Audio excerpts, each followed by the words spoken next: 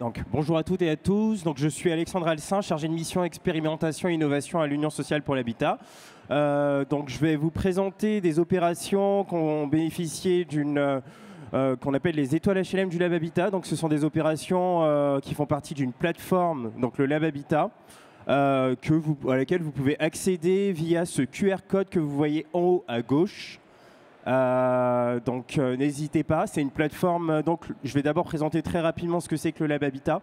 Donc le Lab Habitat, c'est une plateforme de retour d'expérience qualifiée de la part d'organismes HLM, autant dans le domaine de la maîtrise d'ouvrage que des politiques patrimoniales ou des politiques urbaines et sociales. On a aussi un volet innovation et aussi des innovations type ressources humaines et organisation. Donc cette plateforme, c'est une plateforme qu'on a lancée en mars 2022, qui a existé précédemment dans une version bêta. À l'origine, quand on a lancé la plateforme, on avait 150 fiches projets environ. À l'heure d'aujourd'hui, on en a, je pense qu'on a 500, plus de 530. Donc c'est une plateforme qui a beaucoup évolué en fonction des besoins et des demandes des organismes HLM. Pourquoi cette plateforme? Pourquoi le Lab Habitat? Tout simplement parce qu'en fait, ce que nous disait le retour des collaboratrices et collaborateurs d'organismes, c'était vous produisez énormément de choses donc à l'USH, il y a énormément de publications, mais nous, on n'a pas toujours le temps en tant qu'opérationnel de tout regarder en détail et parfois, on aimerait avoir une porte d'entrée via des fiches retour d'expérience. Donc l'idée, c'était de donner du contenu en direct qui permettait d'avoir une vision des opérations et ensuite de pouvoir creuser si possible. Et nous, on a aussi fait le choix de toujours mettre un contact d'organismes, voire plusieurs dans chaque projet que vous retrouverez sur le lab, ce qui permet aussi de pouvoir interroger directement vos collègues d'autres structures. Donc le Lab Habitat, c'est cette plateforme. Donc on a différentes natures de projets. Je ne vais pas revenir en détail, mais majoritairement, on a des projets de construction, de rénovation liés à la maintenance du parc. On a sur une fiche là, on retrouve différentes informations dans la maîtrise d'ouvrage, le maître d'œuvre, la date de création du projet, des informations financières, une description du projet et aussi un retour d'expérience, c'est-à-dire vraiment une partie où on s'intéresse à comment a été monté le projet, quels ont été les points forts, quelles ont été les difficultés managériales, organisationnelles et quels ont été les bénéfices pour les usagers. Donc voilà. Donc ce que je vous disais, il y a 535 projets en fait pour être très exact. Vu que la plateforme, on a une alimentation en continu de la plateforme. Sur le PowerPoint, vous voyez qu'il y a 532 projets, mais c'est toujours en évolution. On a 12 régions qui sont... Ah, je m'avance un peu. Ok. On a 12 régions qui sont, toutes les régions qui sont représentées. On a aussi 74 départements, dont des territoires ultramarins, donc d'outre-mer. Donc l'idée avec le Lab Habitat, c'était vraiment d'être représentatif de l'ensemble du parc et de l'ensemble des problématiques qu'on pouvait avoir dans le parc de logement social. Là, vous avez juste un extrait du site qui vous montre en gros la partie recherche, où vous voyez différents projets. Vous voyez qu'à l'époque, quand je l'ai fait, il y avait 400 projets et à l'époque, c'était... il y a quelques mois. Donc bon, on est sur un vivier intarissable d'innovation et d'avancée dans le domaine HLM. Donc les étoiles HLM, par contre, qu'est-ce que c'est? Parce que je vous ai parlé des étoiles HLM, mais je ne vous ai pas dit ce que c'est. Les étoiles HLM, l'idée c'était on a énormément aussi d'opérations dans le Lab Habitat, et l'idée c'était de mettre en avant les plus exemplaires au titre et au regard des thématiques d'actualité. Donc à partir d'un comité de sélection composé des membres de la DEMOP, dont certains sont là, donc des expertes et des experts, on a décidé de rechercher les opérations qui nous semblaient les plus pertinentes pour les valoriser. Et cette année, l'année dernière, on avait valorisé, il me semble, 23 projets. Cette année, on en a valorisé 22. Et donc, je vais très vite. Là, vous avez nos contacts. Donc, il y a 2 personnes qui pilotent essentiellement le Lab Habitat, en tout cas sur le versant alimentation des projets. Donc, vos contacts, ce sont donc moi, Alexandre Alcin. Côté maîtrise d'ouvrage et côté politique urbaine et sociale, vous avez Éléonore et Vindorado. Vous avez nos coordonnées, vous avez aussi un mail commun qui vous permet de nous joindre tous les deux. Donc on va commencer tout de suite sur les étoiles HLM. Et comme je l'ai dit, l'idée des étoiles HLM, c'était de valoriser l'action des organismes et des collaborateurs et des collaboratrices. Et c'est pour ça que je vais inviter Ludovic Lamère-Maringer à monter sur scène pour présenter un projet de séquence. Voilà, merci.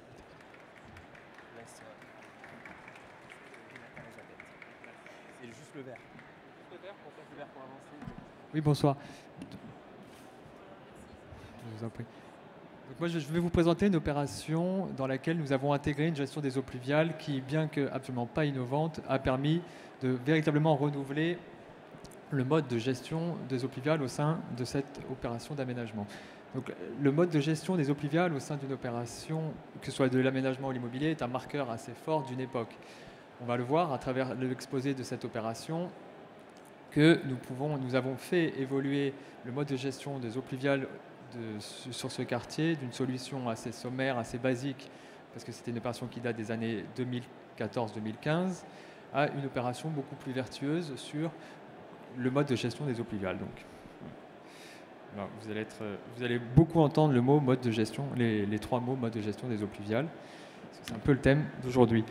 Donc, qui sommes-nous? Donc, l'aménagement, avant tout, le maître d'ouvrage, c'est Séquence. Nous sommes aménageurs sur cette opération, aménageurs, constructeurs et gestionnaires de logements sociaux sur le quartier, donc Brenu à Gennevilliers, donc à proximité directe du centre-ville et de la mairie. Donc, cette opération a démarré en 2014 par la signature d'une convention d'études avec la ville, Séquence la ville, à l'époque France Habitation, et Séquence filiale du groupe Action Logement qui rassemble 6 anciens bailleurs sociaux. Donc, Séquence, à sa constitution en 2022, a donc repris une opération qui avait été démarrée dans les années 2014-2015 par l'obtention d'un permis d'aménager en 2015 qui prévoyait des solutions assez basiques de gestion des eaux pluviales, à savoir des bassins de rétention sous les voiries, des toitures en gravillonné et surtout le rejet des eaux pluviales dans le réseau d'assainissement de la commune. Donc en 2022, on reprend cette opération à la direction de l'aménagement dont je fais partie. Et on souhaite s'inscrire dans les nouveaux cadres réglementaires ce qui n'avait pas été fait jusqu'à présent. Donc on doit déposer un dossier loi sur l'eau et plutôt que de vivre ce cadre réglementaire comme une contrainte, on a décidé de le vivre comme une véritable opportunité pour aller plus loin et pour déployer un projet qui nous permette de mieux gérer les eaux pluviales sur le quartier, mieux les concevoir, mieux les gérer. Aménageur au sein d'un bailleur social, nous avons la responsabilité de concevoir des ouvrages qui durent dans le temps et dont on va surtout savoir gérer ces ouvrages au quotidien. Que ce soit des ouvrages dont nous aurons la responsabilité ou des ouvrages, comme c'est le cas de la nouvelle rue que nous avons conçue dans ce quartier, qui seront donc ces ouvrages transférés à la ville de Gennevilliers. Donc cette opération est une opération d'aménagement qui a consisté en la démolition de 202 logements, dont 166 logements, pour créer donc, à terme 310 nouveaux logements, dont une grande partie de logements en accession libre, des logements sociaux qui ont permis évidemment donc, de développer notre patrimoine sur la ville de Gennevilliers et de permettre le relogement de nos locataires, et des logements en BRS. Donc, à travers ce type d'opération, l'échelle de l'aménagement, l'échelle spatiale et l'échelle temporelle de l'aménagement nous permettent d'avoir une vision globale sur les quartiers que nous sommes amenés à réaliser et à renouveler, et nous permet donc cette flexibilité, le temps, donc de 2014-2024, date de livraison des ouvrages, nous permet de renouveler nos pratiques et améliorer au quotidien la gestion de nos équipements et ici en particulier la gestion des eaux pluviales. Cette opération, et il est nécessaire de le rappeler et on les remercie, a été fortement soutenue par son caractère d'innovation, pas tant des innovations techniques, mais des innovations dans le mode de penser et de renouveler nos pratiques. Parce que c'est une opération qui nous a permis d'être un démonstrateur de notre savoir-faire d'acteur global de l'acte de construire et de gérer des logements. Donc, dans le cas de la ville avec Séquence, c'est un concept qui nous a permis de nous fixer des indicateurs de performance et d'ambition environnementale. Donc, cette opération est pour nous un démonstrateur de ce que nous savons faire et de ce que nous voulons développer à terme. Donc, concrètement, cette opération, et donc, si je parle de ça, c'est parce que nous avons été donc soutenus et mis en avant dans le cadre du plan de relance. En 2021, nous avons bénéficié d'une subvention octroyée par le ministère de l'écologie dans le cadre du fonds Friche, qui nous a permis d'aller encore plus loin. On a su démontrer que nous avons renouvelé nos ambitions et fait passer ce projet qui était plutôt classique et sommaire vers un projet qui était démonstrateur de nouvelles ambitions que Séquence souhaite porter. Donc le fonds Friche, qu'on remercie, et également l'agence de l'eau Seine-Normandie qui nous accompagne à différentes étapes de projet. Il ne faut jamais hésiter et nous c'est un des retours d'expérience dont on fait part à chacune de nos interventions, c'est l'agence de l'eau nous accompagne aussi bien en phase études qu'en phase travaux. Et donc ils ont un savoir-faire sur lequel nous pouvons nous appuyer, et en plus de ça, nous sommes subventionnés. Donc, en termes de gratification, donc nous avons obtenu 1 million d'euros de subvention du fonds Friche et 95 000 euros de l'agence de l'eau Seine-Normandie, qui nous permet d'aller encore plus loin et de pouvoir démontrer aussi que mettre en œuvre des nouveautés dans nos projets ne coûte pas forcément plus cher quand on arrive à se les faire financer en partie par des partenaires.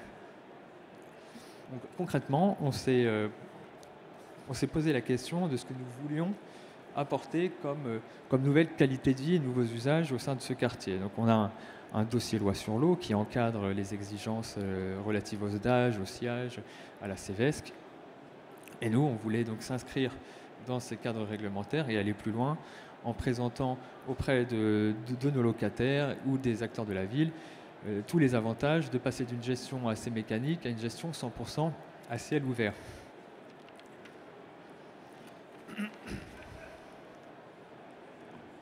Ouais, je savais pas que c'était...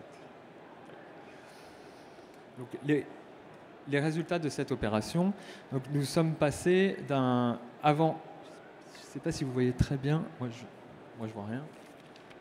Donc, en termes de surface végétalisée, donc nous démontrons dans cette opération que densité peut aussi rimer avec désimperméabilisation. Donc on voit à l'écran avant nos interventions, il y avait plus de 49% de surface minérale sur le site. À terme, on arrive à réduire ce pourcentage et à désimperméabiliser le site, sachant que l'on construit quand même plus de 50% de logements en plus. Donc on passe de 200 logements à 310 logements sur le site, tout en désimperméabilisant et en maintenant le pourcentage de surface végétalisée sur le site. Donc, rien que de ce point de vue-là, c'est pour nous une véritable réussite de se dire qu'on arrive à renouveler notre patrimoine foncier sans dégrader la qualité de vie de nos locataires ou la qualité de ville au sens large. Je me dépêche, c'est ça? Non? Ok. Donc, les résultats, pour entrer concrètement dans ce que nous avons su mettre en œuvre, donc nos succès, on a quand même quelques échecs, c'est pas grave. Donc, ce qu'on a fait évoluer entre 2014 et 2024. Initialement, il y avait donc un bassin de rétention, donc c'est sous la nouvelle voie que l'on crée, qui permettait de récolter, de rassembler l'ensemble des eaux pluviales, l'ensemble des eaux de ruissellement dans la rue, dans une sorte de grand bassin enterré. C'est une sorte de cuve, de piscine de béton de plusieurs dizaines de mètres cubes sous la voie, qui permet de rejeter dans le système collectif les eaux pluviales en surplus. Donc c'était une pure aberration de se dire qu'on allait enterrer de l'eau pour la rejeter ensuite avec une pompe mécanique.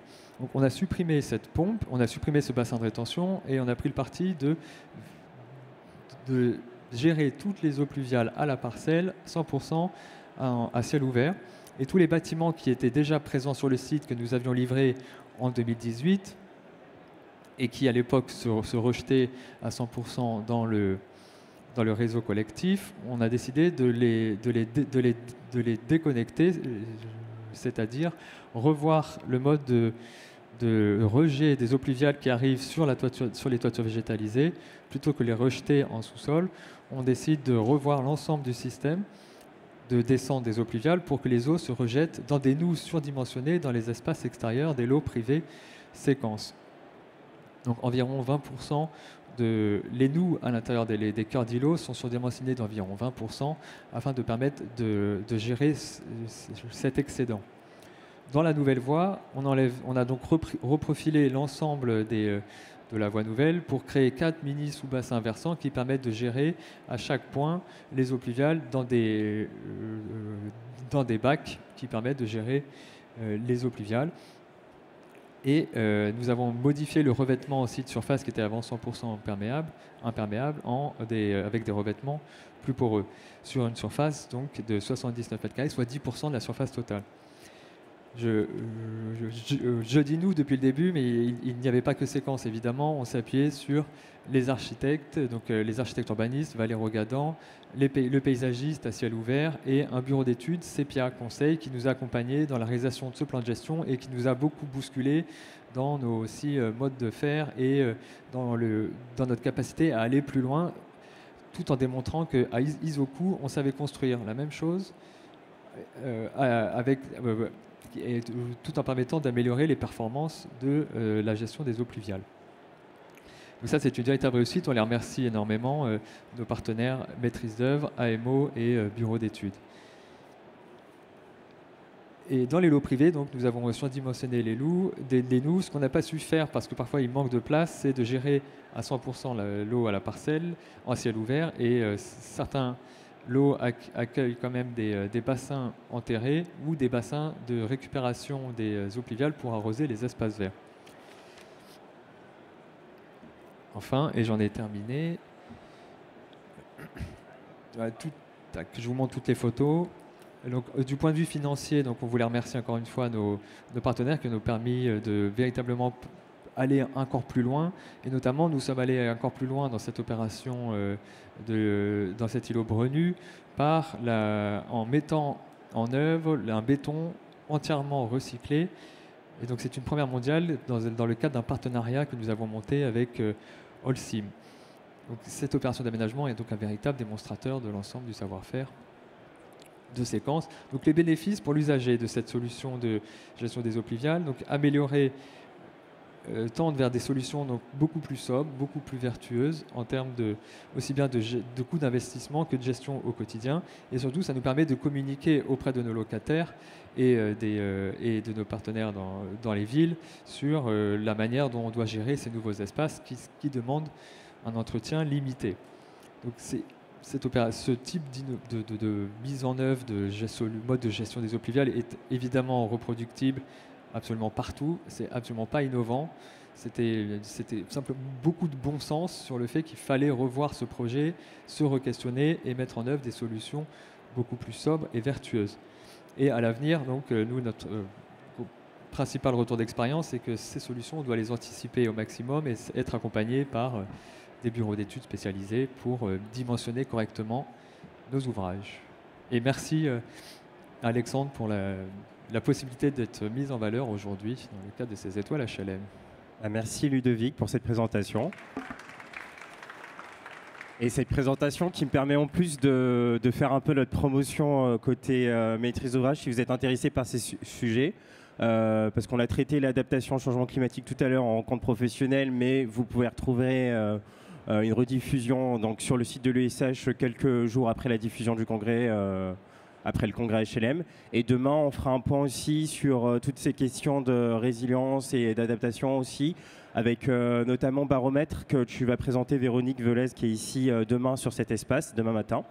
Donc je vais continuer sur les autres présentations. On a une présentation un peu spéciale. On a décidé de valoriser vraiment les opérations des organismes et on est allé les voir. Donc on a une vidéo qu'on va diffuser donc, de 3 Aubes Habitat sur 18 logements certifiés passifs donc à Bréviande. Donc je vais demander à la régie de bien vouloir diffuser la vidéo comme ça. Ça prend un peu de temps, mais...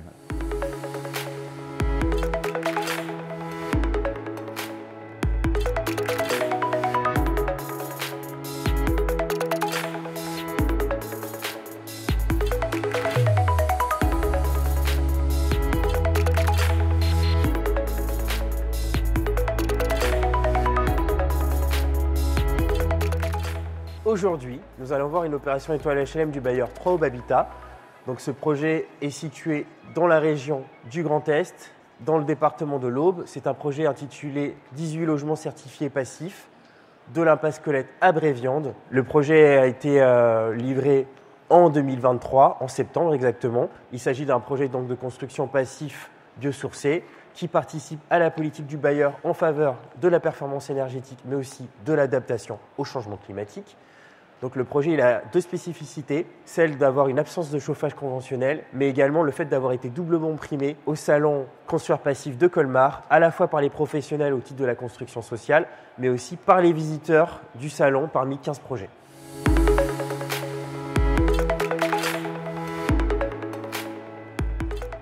Alors déjà, de façon générale, les objectifs que doit viser un bailleur social, c'est de construire les bâtiments les plus performants possibles pour avoir un niveau de charge le plus faible possible pour solvabiliser ses locataires. En matière de maîtrise d'ouvrage, il y a toujours la quête de l'innovation pour anticiper autant que faire se peut les évolutions réglementaires. Dans ce cadre-là, depuis de nombreuses années, l'organisme s'est essayé à la construction bois, à la construction biosourcée avec des maisons en bois et chanvre, et on a voulu expérimenter les opérations passives. Donc on a voulu voir ce que ça donnait sur une première petite opération modeste de 4 logements. On a pu constater au travers de cette première opération que nos locataires sociaux étaient parfaitement adaptés à ce type de produit. Bien entendu, cette première petite opération a été relativement coûteuse puisque très modeste, donc on a voulu s'essayer une opération plus grosse. Donc une deuxième opération de 17 logements. Et puis cette troisième opération vient couronner finalement l'expérience passive. Cette fois-ci, on est sur 18 logements. On a introduit dans la typologie de l'opération un petit bâtiment collectif pour vérifier la compatibilité de la construction passive avec des logements superposés. Et puis on a aussi introduit de la production d'eau chaude sanitaire solaire.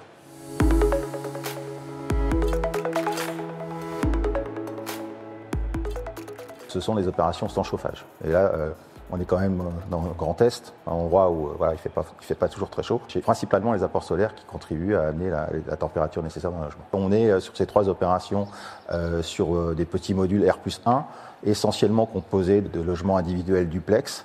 Ces 3 opérations ont aussi la particularité, toutes les 3, d'être réalisées à partir de mode constructif biosourcé, puisque c'est essentiellement de la construction bois, à part les fondations. Et ce qui différencie la 3e opération des 2 autres, c'est qu'on a utilisé du bois massif, du CLT, pour réaliser les planchers et les murs de refend.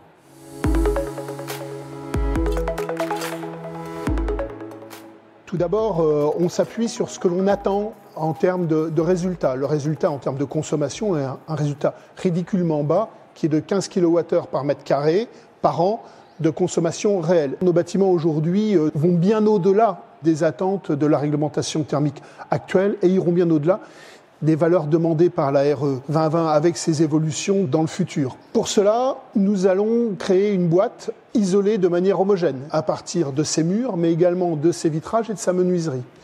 Ensuite, nous allons réaliser une boîte étanche à l'air. Ces éléments-là nous permettent d'obtenir ce haut niveau d'isolation.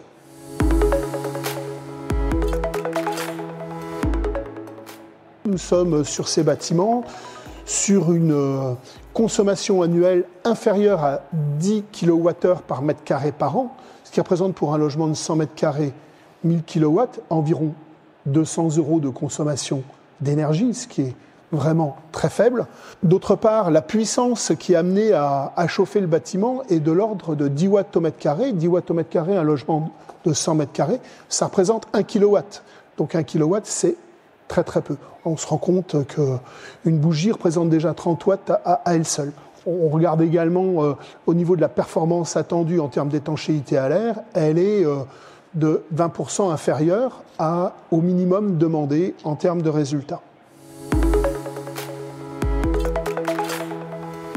Nous restons aujourd'hui sur une production confidentielle de quelques dizaines de logements puisque la profession du bâtiment n'est pas encore organisée complètement pour réaliser en masse ce type de projet. Le deuxième élément, c'est que comme on est sur une production confidentielle, nous avons aussi des coûts de production qui restent relativement élevés, de l'ordre de 20 à 25% supérieurs à celui d'une production normale, qui ne peut pas être généralisé aujourd'hui en l'état de notre modèle économique sur l'ensemble de notre production.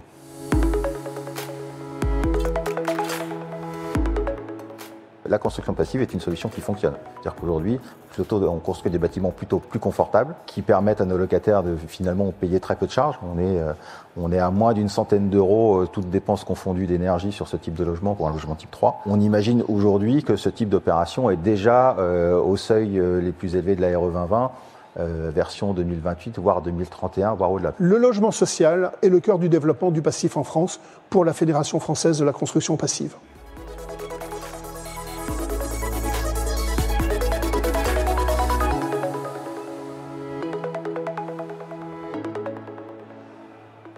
on va basculer sur la présentation. Déjà, je vais remercier d'abord les équipes de 3Aube Habitat qui nous ont accueillis. On voit clairement avec ce projet qu'on est sur une idée aussi d'exemplarité et de reconduction de nouveaux projets, de démonstrateurs pour pouvoir massifier en fait l'innovation. Ensuite, je vais présenter rapidement un projet d'Archipel Habitat.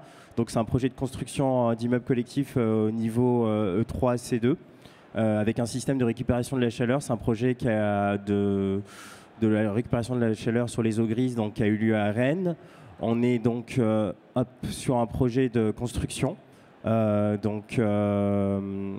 sur 92 logements avec une vingtaine de logements en accession. C'est une opération qui a été très performante et qui permettait quasiment qui était au niveau E3C2 du référentiel E plus C-.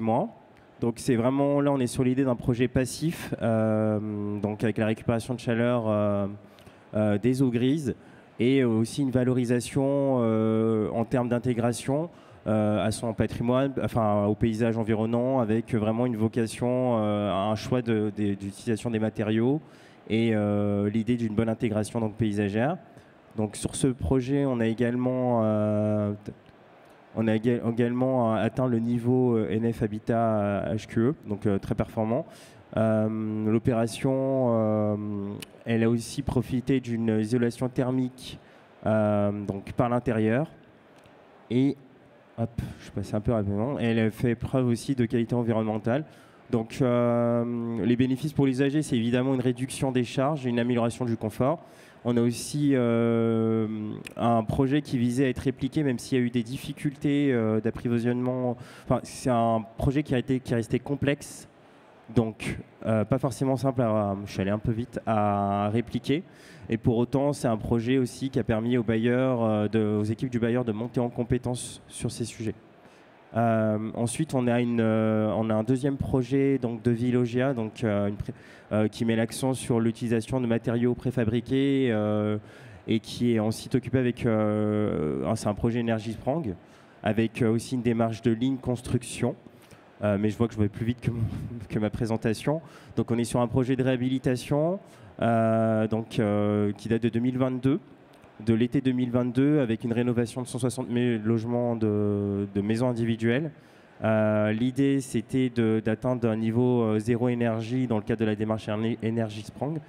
Et la rénovation, elle s'est faite à partir d'une façade et d'une toiture préfabriquée.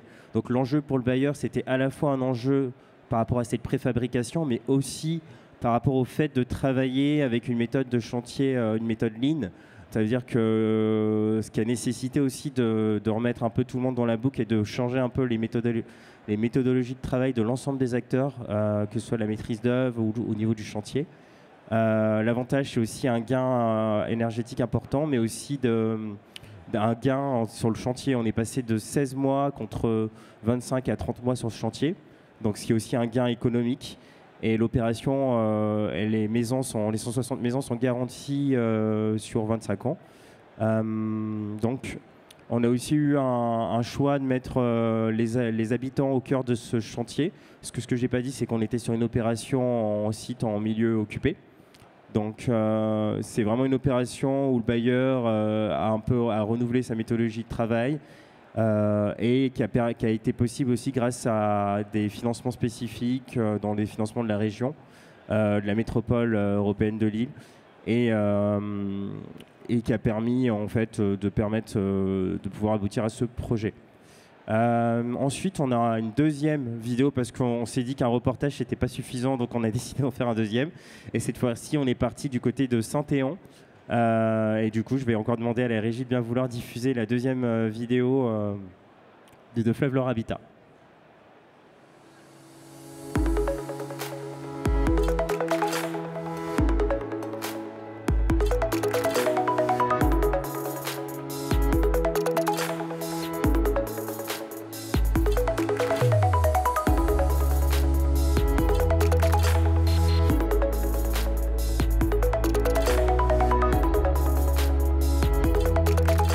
Aujourd'hui, nous allons voir une opération étoile HLM du bailleur de Fleuve Loire Habitat, intitulée Résidence au Lac-Ontal, restructuration de 2 bâtiments anciens en centre-bourg. Ce projet est situé dans la commune de Saint-Éon, dans le département de la Loire. On est au nord de Saint-Étienne.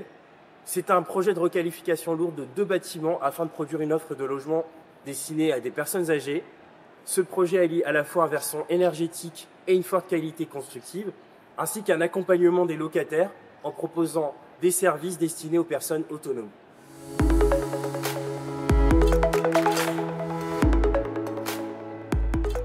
Au départ de ce projet, on a été sollicité par la ville de Saint-Éan, qui était propriétaire du bâtiment de l'ancienne poste en centre-ville, et ils souhaitaient pouvoir y faire des logements ciblés seniors. Les acquisitions améliorations, c'est quelque chose aussi qu'on maîtrise.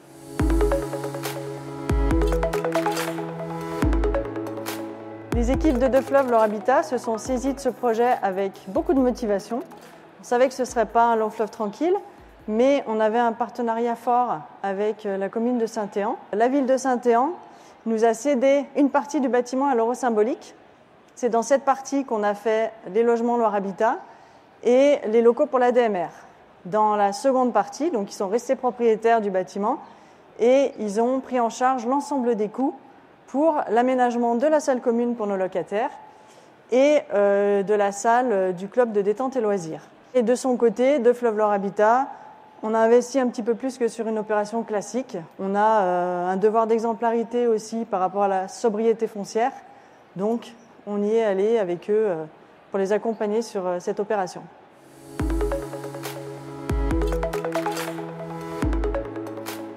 On fait du neuf avec de l'ancien, pas de démolition, pas de déchets à traiter dus à la démolition, et puis moins de ressources naturelles à consommer, puisqu'on va avoir besoin d'un petit peu moins de matériaux à apporter. Aujourd'hui, la surélévation, c'est une des solutions pour densifier les centres-villes et limiter l'étalement urbain. Cette surélévation, on l'a réalisée en ossature bois, en bois local, puisque Deux Fleuves Leur Habitat est signataire du pacte bois biosourcé avec Fibois. On avait à cœur aussi de faire une opération performante thermiquement. Donc on atteint un niveau BBC rénovation après travaux. Donc des charges réduites pour nos locataires puisqu'on a des consommations en chauffage qui sont aussi maîtrisées.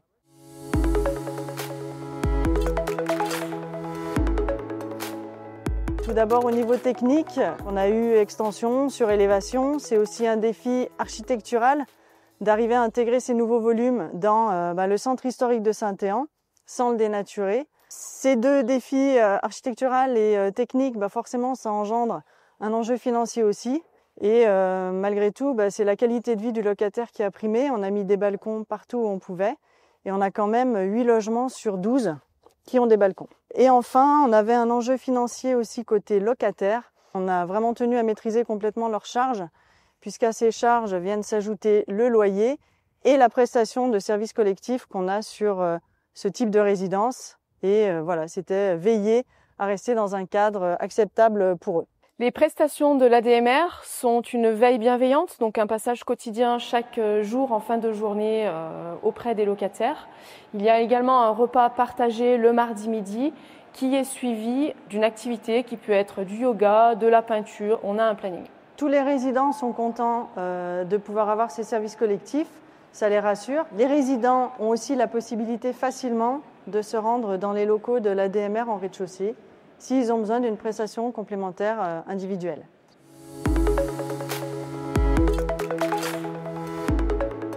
Il faut se poser systématiquement la question de conserver le bâtiment ou pas, ne pas aller tout de suite à la démolition.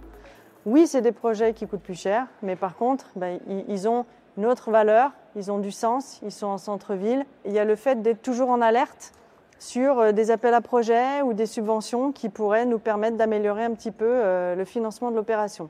Le dernier point essentiel, c'est dans des projets comme ça avec des prestations collectives, d'être tout de suite dans un partenariat avec la commune, parce que oui, ils nous aident financièrement, mais on a aussi tout un portage de communication, d'expliquer aux habitants ce que c'est le projet. Voilà, si on est tout seul, ça ne fonctionne pas.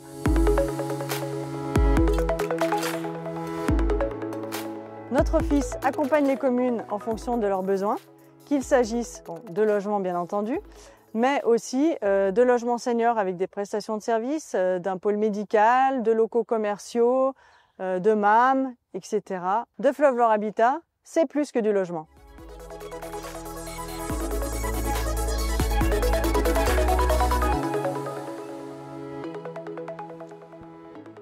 Donc, encore merci aux équipes de Deux Fleuves Loire Habitat de nous avoir accueillis.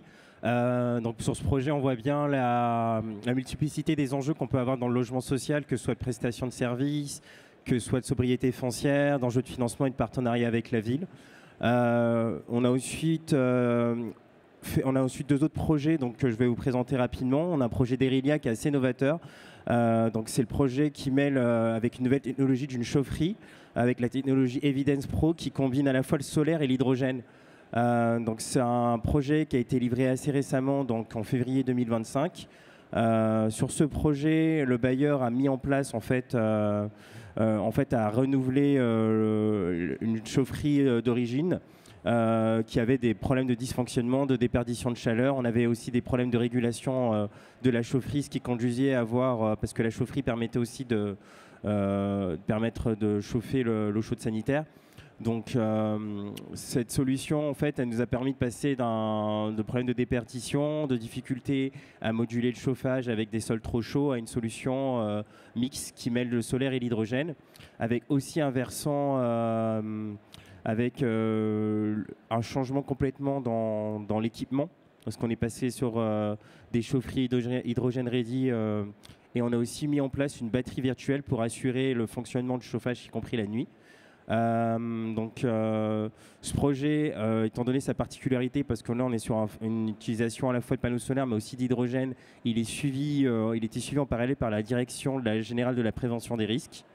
Donc le projet, l'avantage c'est que c'est encore un projet qui a permis une forte réduction des charges parce qu'on était vraiment sur une chaudière obsolète précédemment. On a une baisse des émissions de CO2 et en fait c'est un projet qui a été aussi valorisé pour sa démarche qui fait partie de la démarche RSE de l'organisme et qui a été valorisé dans ce cadre-là par l'Union sociale pour l'habitat également. D'un point de vue financier, sur ce projet, il y a eu des financements spécifiques et une aide de la région. Le projet a permis aussi un gain économique pour les locataires. Il y a eu un grand travail de conception de la part des équipes d'Erilia.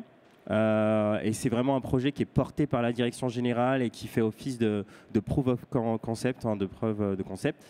C'est un projet qui a plutôt un bilan positif et qui est fortement suivi par l'organisme. Enfin, on a un autre projet, donc c'est un projet du groupe des Chalets. Donc à Toulouse, c'est une résidence étudiante éco-responsable. Éco-responsable pourquoi? Parce qu'on est déjà sur ce projet de 2019 sur l'idée de créer 152 logements, mais à partir de transformation de bureaux. Dans la continuité de cette opération, en fait, on a aussi l'idée d'utiliser vraiment des équipements de seconde vie. Donc c'est des équipements qui ont été... le bailleur a vraiment fait le choix d'utiliser plutôt des équipements de deuxième main, d'occasion, de mettre en avant une démarche d'économie circulaire à un certain niveau et justement d'écologie et de recyclage. Et on a aussi une dynamique qui a été mise en place qui s'est traduite non seulement sur la conception, le choix de transformer des bureaux, mais aussi sur le choix des matériaux, mais également dans la traduction de la démarche avec les étudiants, parce qu'ils étaient invités à participer à des ateliers d'économie circulaire et de récupération, de tri sélectif et de réparation en fait, d'équipements. Cette démarche, elle s'est un peu réduite lors de la période d'épidémie de Covid. Et ce projet a été permis aussi grâce à des subventions spécifiques, notamment du FSI, du FSI. L'avantage, c'est que le projet a été vraiment pensé en lien avec les étudiants qui ont pu demander des équipements spécifiques en fait, à leurs besoins en termes de mobilier. Donc, voilà. D'un point de vue organisationnel, ça a été un peu compliqué au niveau des équipes au démarrage parce qu'il a fallu une certaine acculturation, parce que c'était pas évident pour eux de mettre en place une démarche en mettant autant en lien les habitants, enfin les étudiants, et d'être sur une démarche un peu de réutilisation normalement, de recyclage et de réutilisation de mobilier. Le projet, il est quand même reproductible. Parce que ça reste une démarche plutôt de gestion et de mode de fonctionnement comme ce qu'on évoquait dans le cas de séquence. Voilà. Et donc je vous remercie, sachant que cette séquence, là on est sur le premier versant de ces étoiles HLM.